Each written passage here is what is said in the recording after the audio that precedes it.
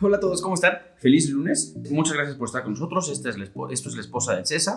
Como saben, La Esposa del César es el proyecto de Strainer para platicar de corrupción y de anticorrupción con palabras que todos conozcamos para poder combatir la corrupción con más que solamente con buenas intenciones. Como en todos los programas tenemos una noticia, tenemos un caso, tenemos una tipología. La noticia de hoy tiene que ver con la declaración de procedencia o el desafuero de Donald Trump.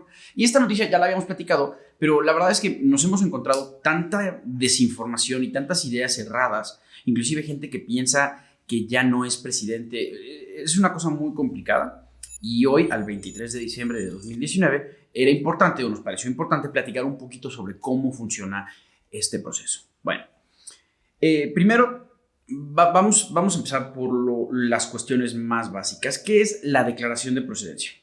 Esto que en inglés llaman de esta manera. ¿De dónde sale? Bueno, la palabra originalmente llega al inglés del francés empêcher y esto a su vez del latín impedire, que realmente o literalmente significa bloquear los pies con grilletes, grilletes de acero en cadenas como se utilizaba en la Edad Media, ¿no? Bien, colocar grilletes en los pies. ¿Qué es lo que significa? Significa literalmente impedir que se siga desarrollando el cargo de un funcionario público, o al menos así funciona en Estados Unidos. Cada país tiene su versión. En el derecho mexicano le llamamos declaración de procedencia y es interesante porque no es la destitución en sí. Como todas estas cosas de abogados, tiene matices y tiene sus puntos finos. Entonces, pensar que Donald Trump ya no es presidente solamente porque se llevó a cabo el primer proceso de votación es un error. Entonces, bueno, para eso está La Esposa del César, para platicarles cómo es el proceso. A grandes rasgos, el proceso está dividido en dos partes y una tercera que puede venir después o no. La primera parte es en la Cámara Baja, lo que ellos llaman la Cámara de Representantes, algo similar a los diputados. Y bueno, el primer paso es que se lleve a cabo un debate sobre la investigación. Es un proceso bien largo. Primero discuten sobre si se va a hacer una investigación y no lo hacen todos los representantes, no lo hacen lo que llamamos el pleno, sino lo que se conoce como un comité judicial. El comité judicial es un grupo pequeñito, un subgrupo de la Cámara de Representantes que se encarga de estas cuestiones. Bueno, primero deciden o debaten si van a hacer la investigación. Después de eso, se vota sobre si se va a hacer la investigación. Todo esto también en el comité judicial. Después de esa votación, se inicia la investigación. También la investigación la hace ese comité judicial. ¿Y cómo se hace la investigación? Se allegan de todas las pruebas que puedan tener. ¿Qué significa? Que llaman a quien tengan que llamar, a que rinda sus testimonios, a que dé cuentas, a que presente documentos. Todo lo que pueda servirles para conseguir pruebas, lo consiguen. Bien, ya que se haga esto, se tienen que preparar las acusaciones. Y eso es lo que en los medios han llamado artículos, que no son artículos, sino esa es la palabra que utiliza el inglés jurídico estadounidense, pero son las acusaciones. Eso es todo lo que significa. Se preparan, quiere decir que se redactan 1, 2, 3, 40 acusaciones diferentes y después se votan. Nuevamente, todo esto es dentro del comité judicial, este subgrupo de la Cámara de Representantes.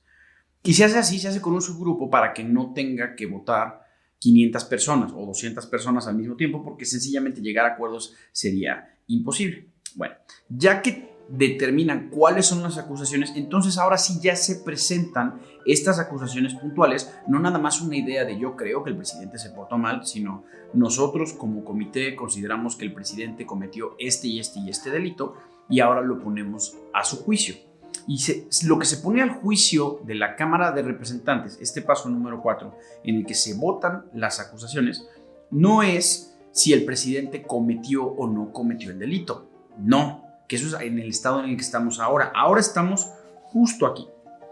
La Cámara de Representantes no decide si Donald Trump, en este caso, cometió delitos.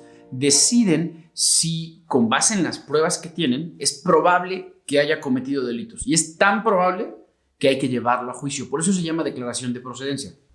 Porque la Cámara de Representantes declara que procede el juicio político. ¿Ok? Entonces no es tan fácil y todavía sigue siendo presidente. Nuevamente, nosotros estamos aquí, al día de hoy, 23 de diciembre de 2019. Siguiente etapa, etapa B. La Cámara Alta o el Senado de Estados Unidos ya lleva a cabo el juicio político. Los senadores no son jueces. Realmente lo que sucede es que los senadores se convierten en un jurado muy grande, normalmente son 12 personas y aquí no, aquí son los 100 senadores que sean, los cientos de senadores que sean, y el juicio lo preside el presidente de la Suprema Corte. Entonces ya, o sea, aunque es un proceso que inicia en el legislativo, pues ya implica a otros poderes, toman al presidente de la Suprema Corte, que es el poder judicial, los jueces, y él es quien lleva la presidencia de este juicio. Pero llevar la presidencia solamente significa que él se encarga de conducir los actos, de decidir cuál es el discurso, qué es lo que se está discutiendo, pero las votaciones las hace el jurado. Y el presidente debe escuchar las pruebas, pronunciarse sobre si las pruebas son buenas o son malas. Es un juicio muy grandote, eso es lo que es. En el siguiente paso ya se vota por la destitución. Ahora sí ya estamos hablando de quitarle la presidencia. Y tienen que escoger 2/3 partes del Senado. Si estas 2/3 partes deciden si se destituye al presidente, se acabó. Lo que sigue es que el presidente en un acto solemne queda destituido y ahora ocupa su lugar el vicepresidente. Si no está disponible el vicepresidente, pues ellos tienen sus propias reglas sobre lo que llaman la sucesión presidencial, y si no está el vicepresidente, está otro, y así ad nauseam. La presidencia realmente nunca se queda vacante. Eso es lo que realmente constituye el proceso de declaración de procedencia. Y después de esto, la tercera parte, que a veces puede haber y a veces no, ya es en el Poder Judicial. El Poder Judicial, que son los jueces, a veces auxiliados por los fiscales, pueden decidir si va a haber juicios penales o juicios civiles en contra del presidente.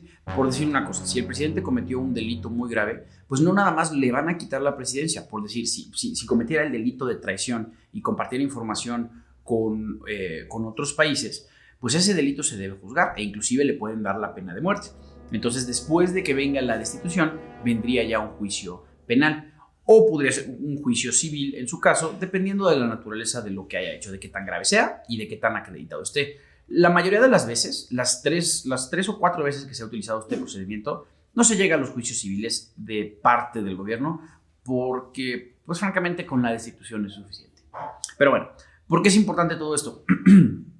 Porque en el núcleo de la destitución del presidente Donald Trump están actos de presunta corrupción y esto gira en torno a la corrupción, pero la verdad es que vimos tanta desinformación y tantos errores y tantas malas ideas que se tienen al respecto que quisimos platicarles un poquito sobre cómo realmente funciona. Obviamente el proceso formal es mucho más complejo y la explicación debe ser mucho más larga, pero aquí lo que hicimos fue tratar de condensar la información para que todos ustedes pudieran entenderlo y cuando les tocara opinar al respecto pudieran opinar con un poquito más de información.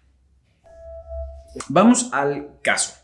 Bien, como saben, Transparencia Internacional cumple 25 años, hace su lista de los 25 casos de corrupción más importantes de la historia y nosotros hacemos nuestra versión de esa lista. Platicamos un poquito sobre lo que está pasando. Y hoy toca platicar sobre el caso de Azerbaiyán. Bien, Azerbaiyán es un país de Europa Oriental, que tiene participación, no participa directamente en la Unión Europea, pero sí que participa en actividades de la Unión Europea. Y esto es importante por lo que vamos a platicar más adelante.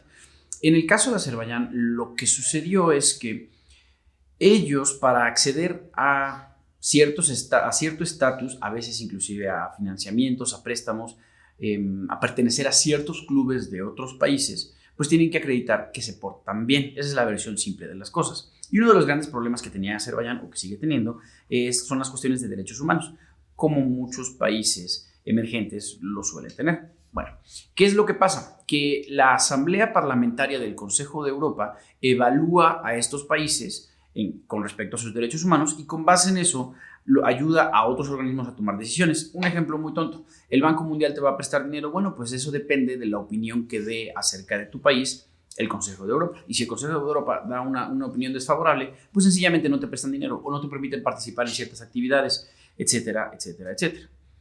Lo que sucedió en Azerbaiyán es que estaban teniendo una calificación muy mala en materia de derechos humanos, porque desafortunadamente así funciona ese país y muchos otros. Bueno, aquí es donde la cosa se pone muy vergonzosa. Cuando Azerbaiyán lo van a calificar, lo va a evaluar la Asamblea Parlamentaria del Consejo de Europa, los propios gobernantes de Azerbaiyán se dan cuenta de, bueno, pues es que en derechos humanos nos ha ido muy mal. Y su decisión, en vez de modificar sus políticas de derechos humanos, fue acercarse a las personas del Consejo de la Asamblea Parlamentaria que iban a decidir, que iban a evaluarlos, y los sobornan. Deciden que los van a sobornar. Bueno, y no es poca cosa. Deciden, los funcionarios públicos de Azerbaiyán arman un fondo de reptiles, ya vimos el episodio de fondo de reptiles, arman un fondo de reptiles de $3,000 millones que convierten en oro, en viajes, en autos de lujo, y que lo hacen llegar a miembros de esta asamblea del Consejo de Europa a través de 4 empresas fantasma constituidas en Reino Unido. Básicamente el dinero soberano, el dinero de Azerbaiyán, se canaliza a través de empresas de Azerbaiyán, de fundaciones en Azerbaiyán, lo mandan a estas empresas del Reino Unido, que son empresas fantasma, empresas de papel, y estas empresas lo hacen llegar de manera directa o indirecta a los miembros de la Asamblea del Consejo de Europa. Les pagan sobornos para que no tengan que mejorar sus políticas de derechos humanos, sino que solamente digan que ya las mejoraron, les pongan una mejor calificación y les den acceso a todas estas cosas a las que quieren acceder. Lo grave de este asunto es, son 2 cosas. La primera es el grado de corrupción al que llegó, o sea, el sobornar a miembros de la Asamblea Parlamentaria del Consejo de Europa no es poca cosa. Y segundo, la cantidad que se utilizó, que de por sí también es muy grande, pero en particular que las violaciones de derechos humanos son una cosa muy grave y los actos de corrupción por sí solos son una cosa muy grave. Pero mezclar una cosa para tapar la otra es patético, es completamente decadente. Y lo peor de todo es que al día de hoy nadie ha sido llevado a la justicia, ni siquiera investigado dentro de Azerbaiyán. Perfectísimo, vamos a la tipología. Como saben, las tipologías son ejemplos concretos de fenómenos, ejemplos concretos de distintos fenómenos. Por ejemplo, en este caso, las tipologías de actos de corrupción son los pasos concretos que seguimos para cometer un acto de corrupción. Bien, hoy vamos a platicar de las acciones notoriamente improcedentes. Es una de esas tipologías de corrupción que son muy de abogados, que pueden parecer muy técnicas y un poquito aburridas, pero vale la pena que me tengan un poco de paciencia porque esta en particular es interesante. Las acciones notoriamente improcedentes es la forma en que los abogados les llaman a estos juicios que denominamos frívolos. Es demandar a alguien, llevar a alguien a juicio solamente para molestarlo. Realmente no tengo pruebas en contra de esta persona de que cometió su delito o de que, no sé, lo que le estoy demandando realmente sea demandable. Solamente utilizo el aparato judicial para molestar a esta persona. Y a veces esa molestia es muy grave porque no siempre se puede pagar una defensa y una persona puede terminar en la cárcel. ¿Ok? Entonces, la acción notoriamente improcedente es, a grandes rasgos, llevar a juicio algo, llevar ante un juez algo o a una persona con intenciones indebidas. Por ejemplo, puede ser cuando un fiscal me lleva a un juicio penal solamente para molestarme, para acosarme o para ejercer acoso o violencia de Estado. Las acciones notoriamente improcedentes son ilegales e inclusive, dependiendo del país, pueden ser delito. Ok, ¿cómo se utilizan para cometer actos de corrupción? Aquí es donde yo les voy a pedir un poquito de paciencia. Cuando una persona comete un acto de corrupción, abusar de su posición de privilegio para generar un beneficio indebido, pues esto es un delito en la mayoría de los países y se los debe juzgar por este delito. ¿Ok? Bueno, pero la mayoría de los países, al menos los países que tienen un Estado de Derecho robusto, siguen este principio, non bis in idem, que significa nunca 2 veces por lo mismo. Conceptualmente lo que significa es que a una persona no se la puede juzgar 2 veces por el mismo delito. Si a mí me llevan a juicio por homicidio y dentro de ese juicio deciden que yo soy inocente, ya no me pueden llevar a juicio por ese homicidio.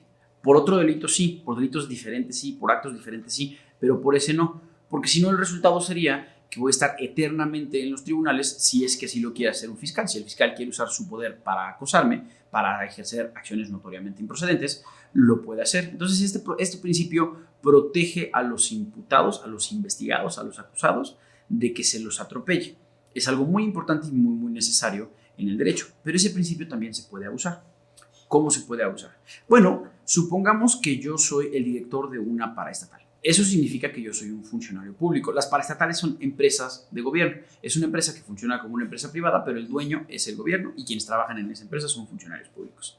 Bueno, pues yo al ser funcionario público, el director, tengo que rendir ciertas declaraciones, tengo que rendir cuentas y estoy obligado a mantener la transparencia para evitar actos de corrupción.